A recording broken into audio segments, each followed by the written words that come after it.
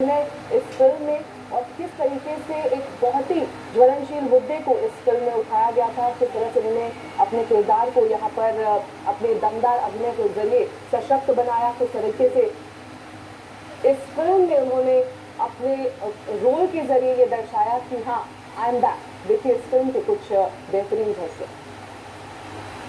घर पे पुलिस पहुंच गई है तुम्हारे, वो लोग रिक्वेस्ट कर रहे हैं तुमसे बात कराने को।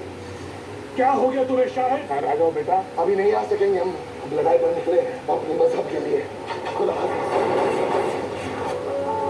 हम अरेस्ट करें, करीब 2 घंटे में कोर्ट में पेश करेंगे। मैं इनकी लॉयर हूँ। बिलाल और इस फैमिली ने बच्चे को शहादत के लिए तैयार था, उसे आतंकवादियों से मिलवाया। इनका पूरा परिवार ही इस आतंकवादी साजिश का हिस्सा है। ऑब्जेक्शन माय लॉर्ड, अभी तक कोई भी चार्जेस प्रूव नहीं हुए हैं। अरे मेरा क्या कहूँगा मैं अपने आप से कि मैं देशद्रोही हूँ? हम केस यही लड़ेगी। धर्म के नाम पर निर्दोष लोगों की हत्या करते हैं और बाद में कहते हैं कि हर मुसलमान